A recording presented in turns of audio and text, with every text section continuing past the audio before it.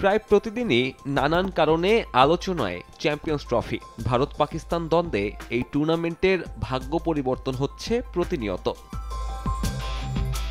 এবার বড় ধাক্কাই খেল আয়োজক দেশটি। মেগা ইভেন্টের আগে বাতিল হয়ে গেল ক্যাপ্টেন্স মিট।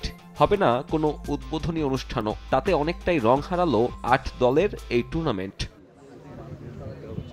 চ্যাম্পিয়ন্স ট্রফির পর্দা ওঠার আগে তাই ৮ দলের অধিনায়ককে দেখা যাচ্ছে না একই মঞ্চে। টুর্নামেন্ট নিয়ে প্রশ্নোত্তর পর্বেও দেখা যাবে না রোহিত, বাবর কিংবা শান্তদের। ট্রফি নিয়ে ফটোশ্যুটটাও হচ্ছে না এবার। সরকারি অনুমতি না পাওয়ায় গত সপ্তাহে ভারত অধিনায়কের পাকিস্তান না যাওয়ার সিদ্ধান্ত জানিয়ে দেয় বিসিসিআই। ক্যাপ্টেন্স মিট নিয়ে তখন থেকেই শুরু হয় অনিশ্চয়তা। এরপর সে না থাকার তালিকায় যোগ হলো আরও ২ ক্রিকেট জায়ান্টের নাম। ইংল্যান্ড ও অস্ট্রেলিয়ার অধিনায়ককেও সময় মতো পাচ্ছে না পিসিবি। ইংল্যান্ড ১৮ ও অস্ট্রেলিয়া ১৯ ফেব্রুয়ারি পাকিস্তানে যাবে, যেখানে টুর্নামেন্ট শুরুই ১৯ তারিখে। এমনকি এই ২ দল টুর্নামেন্টের আগে পাকিস্তানে কোনো প্রস্তুতি ম্যাচও খেলবে না। তাই পিসিবি ও আইসিসির আগ্রহের পরেও উদ্বোধনী অনুষ্ঠান বাতিল করতে হলো।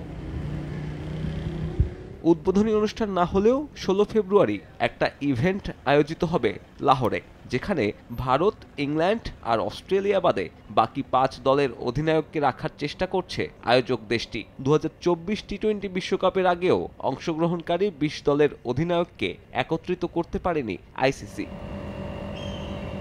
২৯ বছর পর কোনো আইসিসি ইভেন্ট আয়োজনের অপেক্ষায় পাকিস্তান। দেশটার ক্রিকেটীয় প্রেক্ষাপটে চ্যাম্পিয়ন্স ট্রফির গুরুত্ব তাই বিশাল। তবে যেভাবে একের পর এক বাধার সম্মুখীন হচ্ছে আয়োজকরা, তাতে টুর্নামেন্ট রাঙানোর চ্যালেঞ্জটাও বাড়ছে প্রতিদিন।